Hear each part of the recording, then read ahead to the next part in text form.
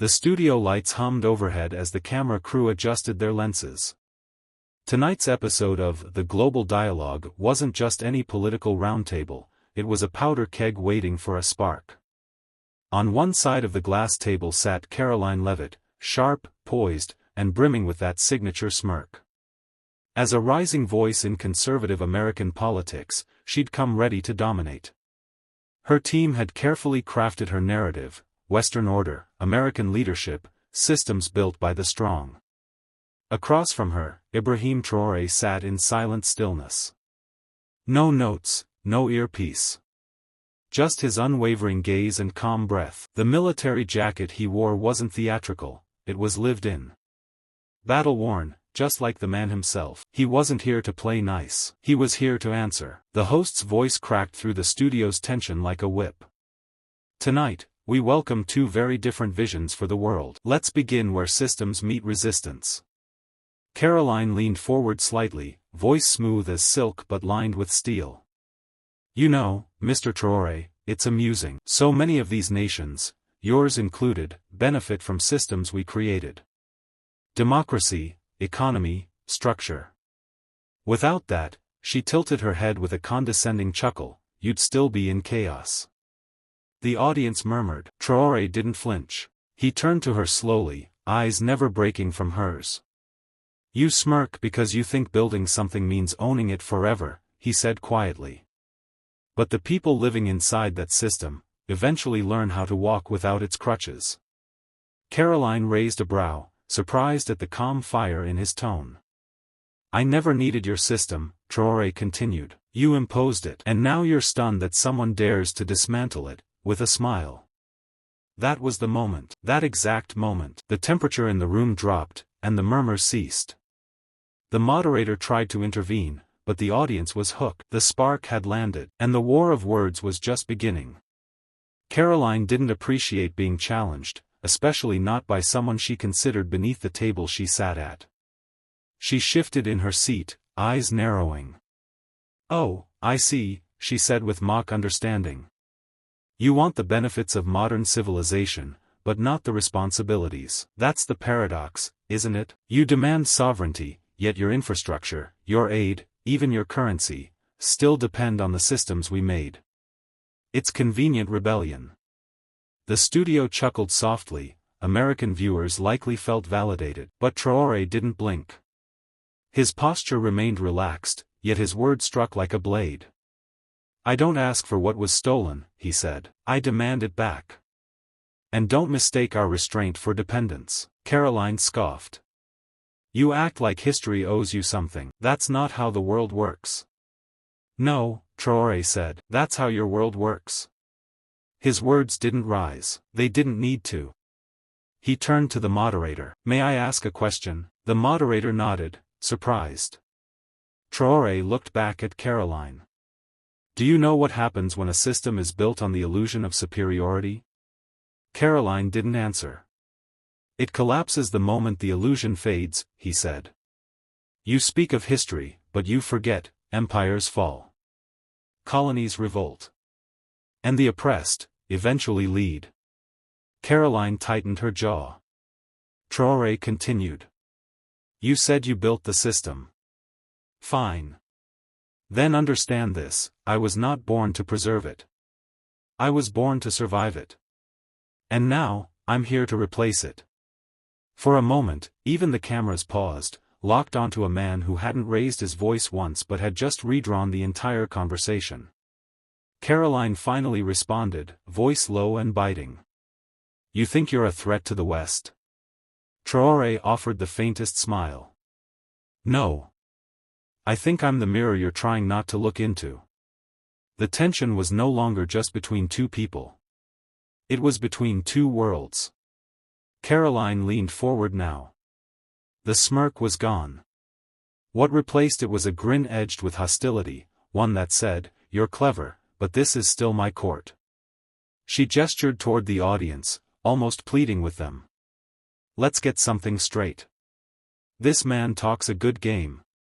But while he lectures us on injustice, he still cashes our checks, still uses our technology, still flies into our airports to demand our respect.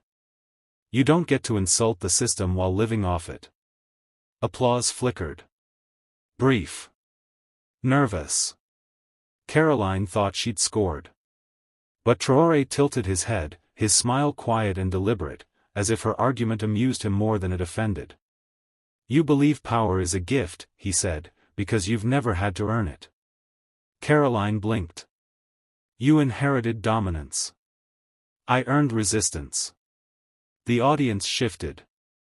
Traoré stood, breaking the formality of the panel setup.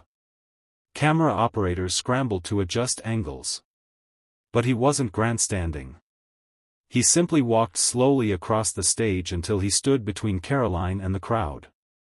He gestured to her, then to himself. She speaks as if the world is a pyramid.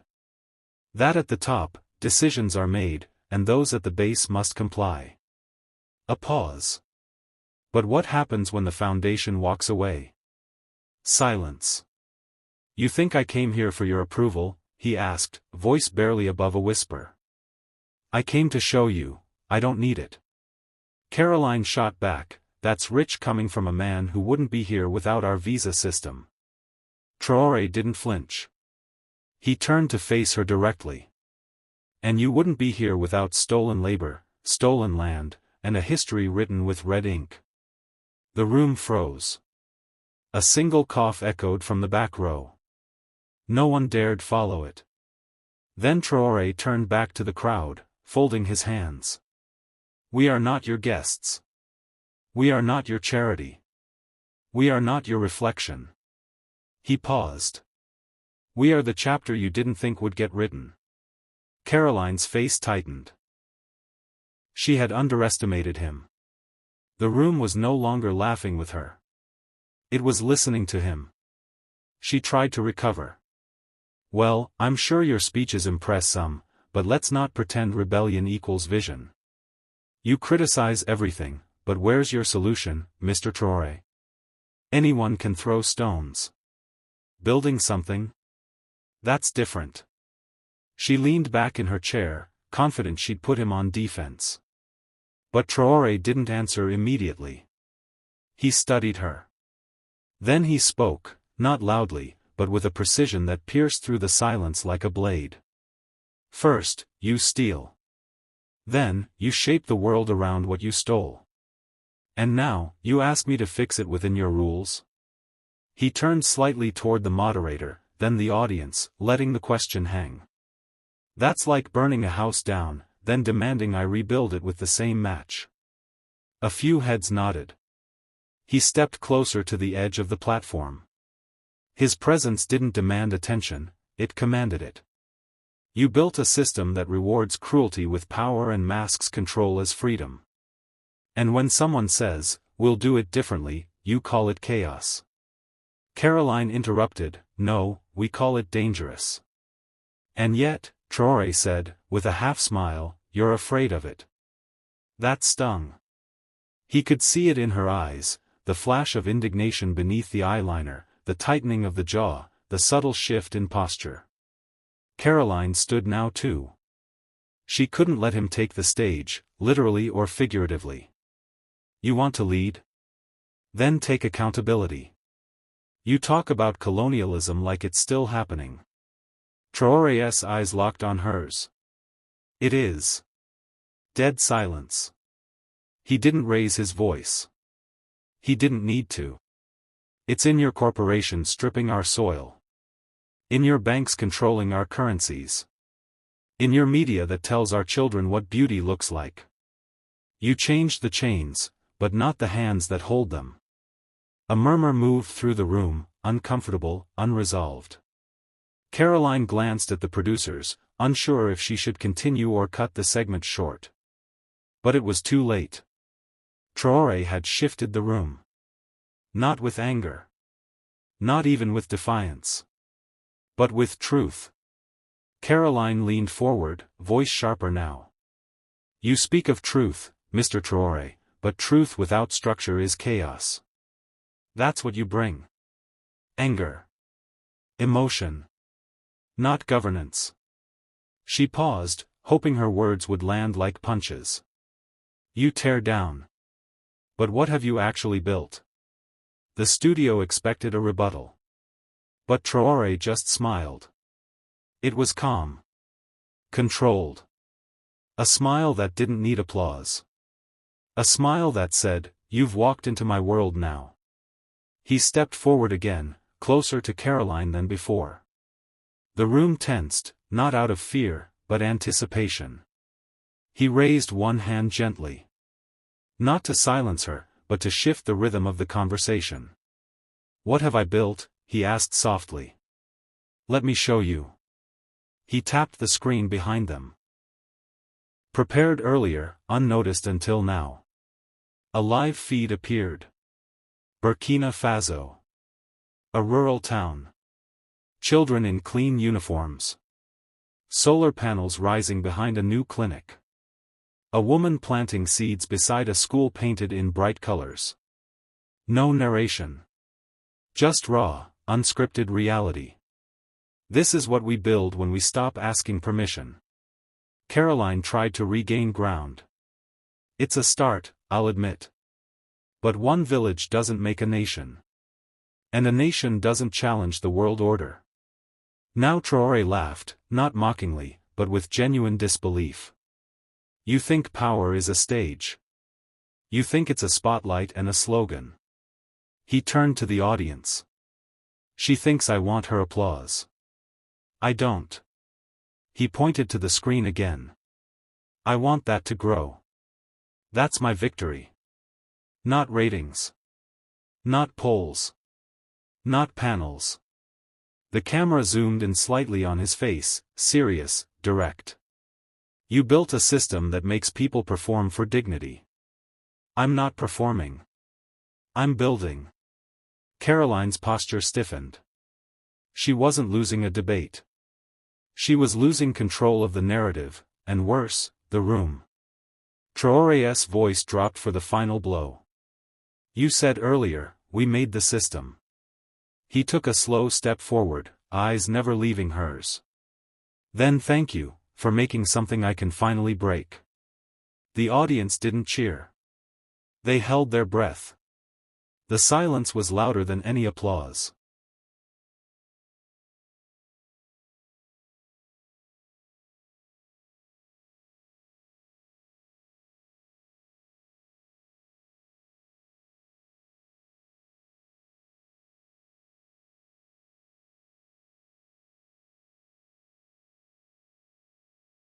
Karoline's lips tightened. Her smirk had vanished. She was used to controlling tempo, headlines, and optics. But now? The silence in the studio wasn't for her. It belonged to him. Traoré stood still, letting the quiet linger, letting it say what words never could. And then, Karoline tried to recover. Well, she said, voice rising an octave. Let's not pretend charity is leadership. Solar panels and painted schools won't protect you from hard reality. From markets. From history. He nodded slowly, almost amused. History, he repeated. You mean the version you wrote? Her jaw tensed. He continued. You stole voices, rewrote borders, erased leaders, and now, you hand us books that say we were nothing before you. He took a breath. I've read those books. Then I threw them out. The studio murmured. The moderator leaned forward but said nothing. Everyone sensed this wasn't a moment to interrupt. Karoline snapped back. We brought structure. You call it theft. I call it order. Traoré chuckled again, softly. Theft and order are not opposites. Sometimes, they're partners. You built order to protect what you took. He took a few steps across the stage, not pacing, but moving with purpose. Let me guess, Karoline. You think if we build something without your funding, without your contracts, then it's fragile. Temporary. Amateur. She stayed quiet. Her silence spoke volumes. Here's the truth, he said, pointing to the screen again. We're building with our own hands, with no applause, no permission, and no safety net.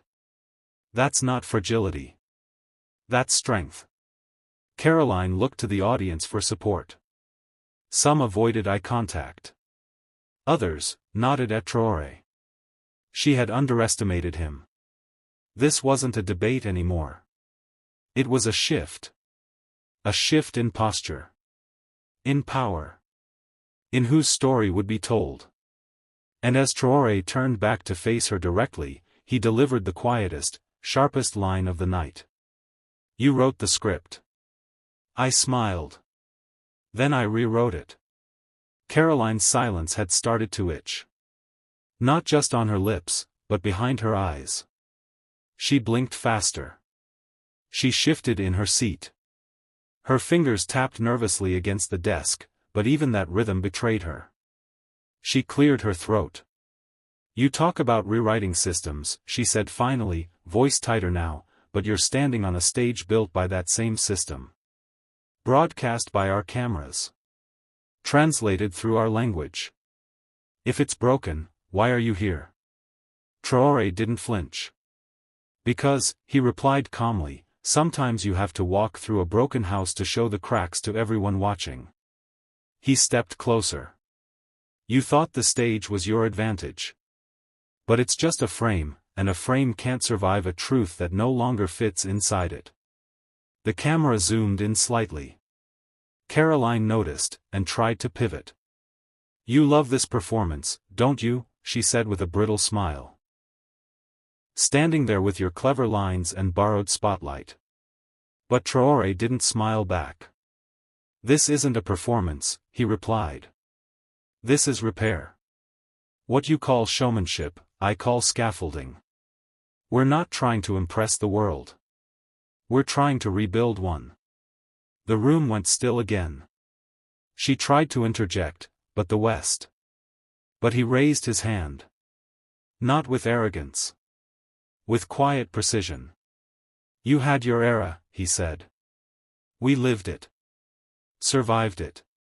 Buried many under it. But now it's not about revenge. It's about release. Release, she echoed. Yes. From the weight of needing your approval. From pretending we need your model to thrive. Karoline leaned back, arms crossed. And yet, you'll still call on our markets, our logistics, our platforms. Traoré's reply came like a stone through glass. For partnership? Maybe. For dependence? Never again. The moderator's eyes darted between them, then to the crowd, now fully engaged. Traoré turned, facing the camera directly. Let history mark this clearly, we're not here to join your play. We're writing a new one, and we don't need your applause to finish the act. Karoline froze. He had taken her spotlight, and built a fire from it. Karoline blinked slowly. Her jaw was clenched now, not from anger, but from a realization she wasn't ready to admit, she'd lost the rhythm of the room. Across from her, Traoré didn't gloat. He didn't need to. That, in itself, was the insult. He stood like a man who didn't require the crowd to believe him. He spoke like someone who had already lived the truth he was now repeating for their benefit. And that, more than anything, exposed the performance she was giving. You want to rebuild, she said finally. Fine. But don't pretend you're above us while standing inside our house. Traoré didn't hesitate. I didn't come to stand in your house, he said. I came to say we're building ours. And we're not asking for blueprints. The audience stirred. She leaned forward now, desperate to reclaim the narrative. Without the US, without Europe, how exactly do you plan to build this new world of yours? Traoré raised an eyebrow. With hands that have always built, despite being bound. The silence was immediate. And if we fail, he continued, at least it will be our failure. Not one inherited from powers that designed it to collapse on us. Karoline opened her mouth, then paused. There was something unfamiliar in her chest. Not fear. Not anger. something closer to doubt. She had walked into this debate expecting applause, not challenge. She had thought of Traoré as an opponent to be contained, not a voice to be reckoned with. And now, every smug line she'd prepared felt like an empty echo in a room full of rewired minds. "You're not afraid to fall," she said. He shook his head slowly. "We've already fallen. What we're afraid of is staying down." The moderator tried to cut in, sensing the temperature shift. But the room wasn't his anymore. Karoline leaned back once more, but this time without her smile. Her silence didn't command anymore. It conceded. And Traoré? He simply folded his hands, waited, and let the stillness carry the message louder than his voice ever could. Karoline's rehearsed certainty was cracking, not with a bang, but a quiet unraveling only visible to those who knew what conviction looked like, and what it didn't. She glanced once toward the control room, as if hoping someone would cut the feed. No one moved. The moderator shifted uneasily. Even he sensed the power dynamic had changed. This wasn't a segment anymore. It was a reckoning. "You speak as if history starts with you," Karoline said, trying to summon strength from the fading script. "But we made history." Traoré turned slowly, his voice composed. "You made chapters.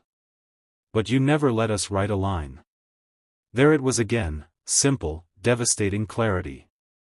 "And now," he added, "you're upset that we're not asking for your pen." Karoline sat motionless. She couldn't find her footing anymore, and the audience felt it. Even her staunchest supporters weren't clapping. Not out of betrayal, but hesitation. Doubt was spreading like fog. The camera shifted angles. Traoré remained upright, composed. Not gloating. Not smiling. Just standing. Like a monument refusing to be moved. He gestured slightly toward the crowd. "This conversation," he said, "isn't about me versus Karoline. Or Africa versus America. It's about the fear of no longer being the sole author of the world's narrative." The crowd held its breath. "You've taught us that power is loud," he said. "But maybe power is knowing when to say nothing, and still be heard." A still silence took the room. Not the awkward kind. The kind that marks the end of something false. Karoline's smirk was gone. So was the bite in her tone. She wasn't defeated by insult or aggression, but by the truth that her usual tools no longer worked here. She looked at Traoré and asked, quietly, "What do you really want?" He answered, equally calm, "For you to stop pretending we were ever invited to your table, and accept that we've built one of our own." A pause. "And this time," he added, "we're not asking for seats. We're deciding who sits." The moderator raised his hand to speak, but the audience rose first, clapping not out of allegiance, but release. Something had shifted. The performance was over. And for the first time, Karoline wasn't the lead. When the cameras stopped rolling, the echoes of Traoré's final words were still bouncing off the studio walls. There was no chatter, no spin, no staffers rushing to shape the narrative. Everyone had heard the truth, and no one wanted to be the first to speak after it. Karoline stood still, her expression unreadable. But her silence spoke volumes. Traoré stepped off the stage without rushing. Reporters surged forward, but he raised a hand, not to dismiss them, but to pause them. His words had already been said. The world would replay them 1,000 times. He didn't need to add more. Outside, something remarkable was happening. On social media, the clip of Traoré's "We're not asking for seats" line was already trending globally. Not just in African countries, but in cities like Chicago, Paris, Sao Paulo, and Jakarta. Young people were quoting him. Veteran journalists were calling it a new language of leadership. And Karoline? Her team released a bland post an hour later, claiming mutual respect and global unity, but it felt hollow. The comments beneath it were brutal. Respect starts with listening, one user wrote. You didn't. The following week, Traoré was invited to address a forum at the United Nations. Not to be scolded. Not to be tolerated.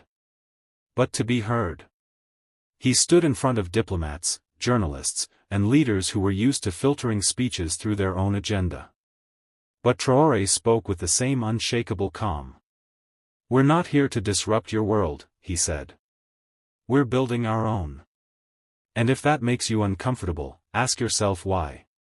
One delegate whispered to another, that wasn't a speech. That was a mirror. Meanwhile, Karoline cancelled her next 3 interviews. She was no longer seen as the fearless truth-teller. She was the one who got schooled, by a man she thought she could mock into silence. But Traoré didn't humiliate her. He didn't shout her down. He simply showed that strength wasn't performance, it was purpose. And the world noticed. In a single debate, a new balance had been struck. Not through applause. But through awakening. Karoline thought the stage belonged to her, that her smirk and soundbites were enough to silence a storm. But Ibrahim Traoré didn't come for applause. He came with history in his voice and truth in his spine.